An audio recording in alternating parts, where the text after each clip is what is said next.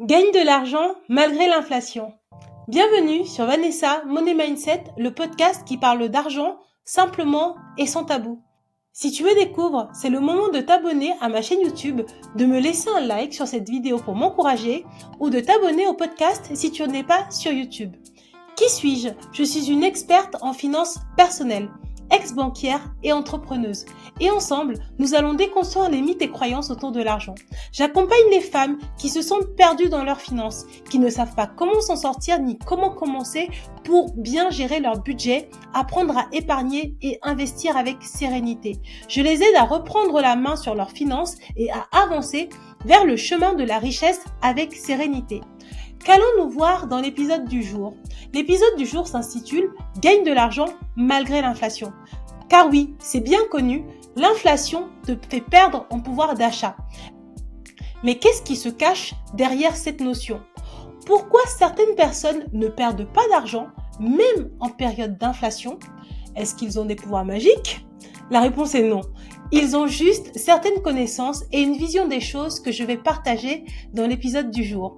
Dans une première partie, je vais t'expliquer ce qu'est l'inflation.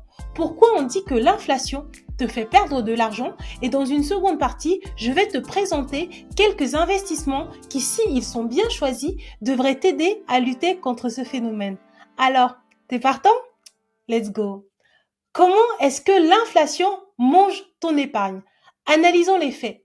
Tout d'abord, l'inflation est un terme que tu entends souvent dans l'actualité économique, mais son impact direct sur tes finances personnelles est parfois mal compris.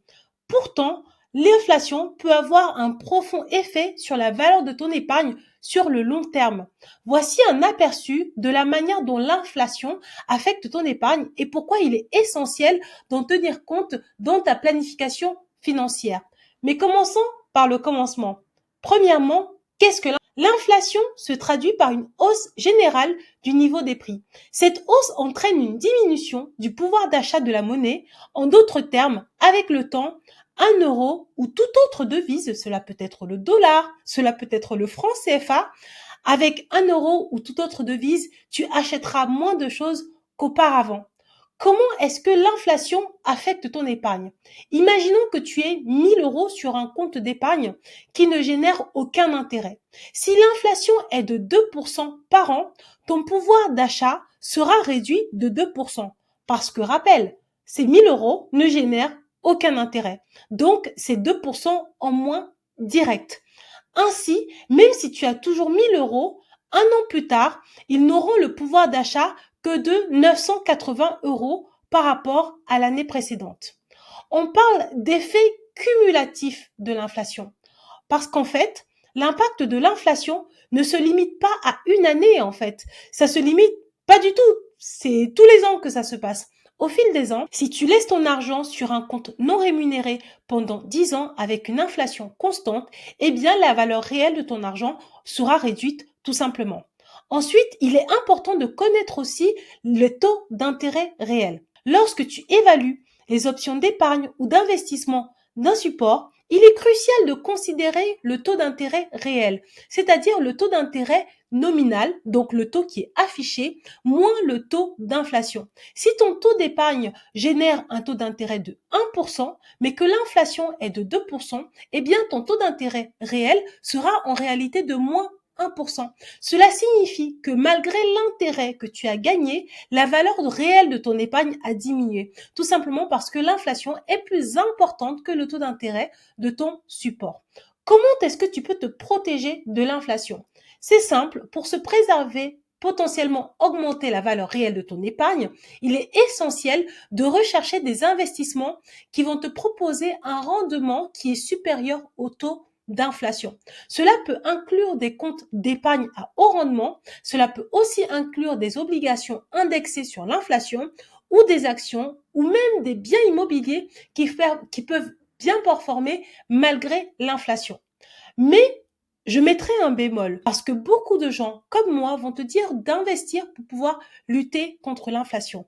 Néanmoins, c'est super important de connaître ton profil investisseur.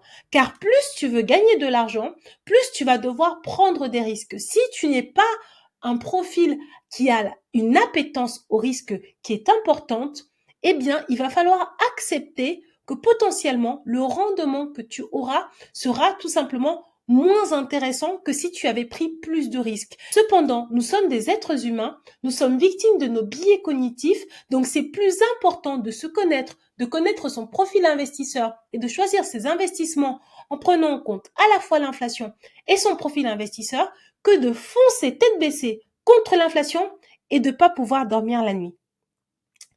Ceci étant dit, nous arrivons au terme de cette première partie. L'inflation est souvent appelée le voleur silencieux, car elle peut lentement, mais sûrement, réduire la valeur de ton épargne. En comprenant que l'impact de l'inflation et en planifiant en conséquence, tu peux mettre en place des mesures pour protéger ton pouvoir d'achat et assurer la croissance de ton patrimoine.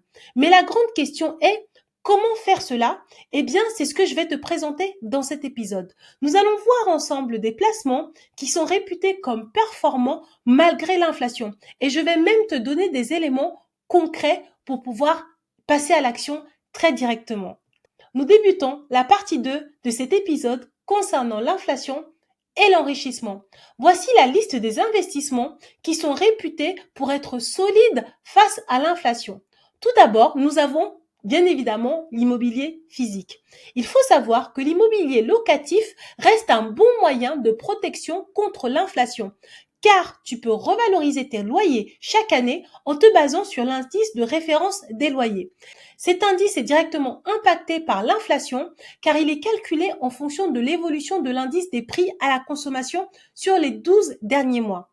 En termes de stratégie, tu peux faire un investissement locatif, c'est-à-dire louer ton bien nu, sans aucun meuble à l'intérieur, louer ton bien avec des meubles et choisir le statut de loueur meublé non professionnel ou professionnel en fonction de ta situation et du nombre de biens que tu as et du montant de revenus locatifs que tu as. Tu peux aussi louer en colocation ou acheter un petit immeuble ou une maison que tu vas diviser en petits lots et louer différentes parties de cette maison ou des appartements si tu as un immeuble. Donc l'immobilier physique reste un bon rempart contre l'inflation. Ceci étant dit, l'immobilier physique n'est pas facile. C'est long, c'est dur, avec le contexte actuel, ça peut être compliqué. Mais n'oublie pas, j'ai une autre astuce pour toi, il y a l'immobilier papier. Les SCPI ont été qualifiés de placements anti-inflation par de nombreux experts. Dans l'épisode précédent sur les assurances vie, je t'ai expliqué ce qu'était une SCPI et les pierres papier. Donc, sache que c'est une option tout à fait possible qui permet de lutter contre l'inflation tout simplement parce que de nombreuses maisons de gestion offrent des rendements supérieurs à l'inflation que l'on peut constater actuellement dans de nombreux pays. C'est avantageux car ton risque en plus est dilué, vous êtes nombreux à investir sur les mêmes biens et les sociétés de gestion en plus sont régulées par l'AMF et malgré les turbulences, les rendements présentés restent intéressants. On évitera quand même les SCPI bancaires qui louent principalement des bureaux professionnels. En ce moment, elles rencontrent de nombreuses difficultés et je ne suis pas certaine qu'elles arrivent à battre l'inflation. Mais les autres SCPI valent toujours le coup et la peine d'être analysées. Ensuite, il y a le crowdfunding immobilier. On en parle beaucoup, mais pas assez. Le crowdfunding immobilier, c'est lorsque tu choisis d'investir via une plateforme de finance participatif. Malgré les difficultés que rencontrent certaines plateformes, tu peux toujours gagner de l'argent actuellement via certains projets sur les plateformes de financement participatif. Et en ces périodes d'inflation, les rendements dépassent toujours, pour quelques-unes, 6%. Ensuite, tu as les unités de compte sur les assurances vie.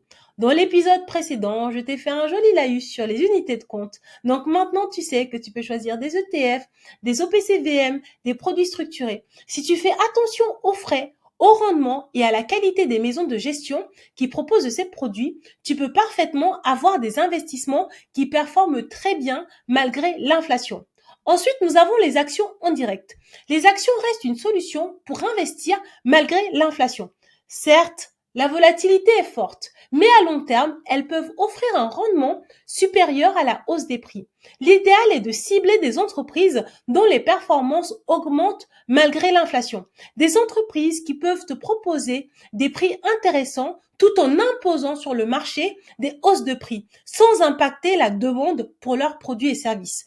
Je pense au luxe, je pense à Apple. Il y a énormément d'entreprises qui résistent et qui performent bien malgré l'inflation.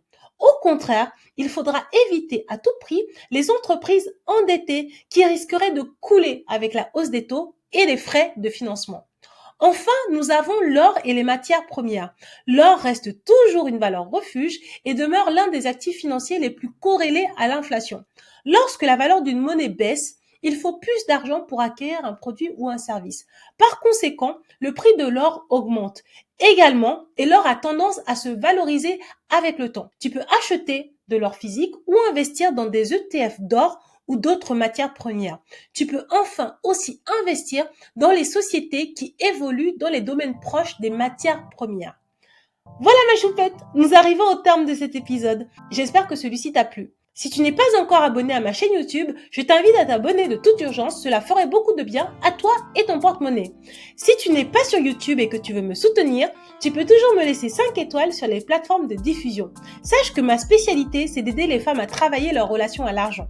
Si tu ne te l'es pas encore procuré, j'ai rédigé un e-book qui devrait t'aider à te poser des questions. C'est très simple pour t'aider à démarrer sur la gestion de tes finances et travailler ton money mindset, mon grand dada. Tu peux le télécharger et t'inscrire via ma newsletter qui est gratuite. Cela t'aidera par la même occasion à enrichir tes connaissances vis-à-vis de l'argent. Le lien sera visible en description de cet épisode. Si cet épisode t'a plu, n'hésite pas à venir me suivre sur Instagram. Je partage toutes les coulisses du média Money Mindset. Je te laisse, ma money girl préférée. Je te dis à la semaine prochaine et n'oublie pas d'être toi-même. Bisous!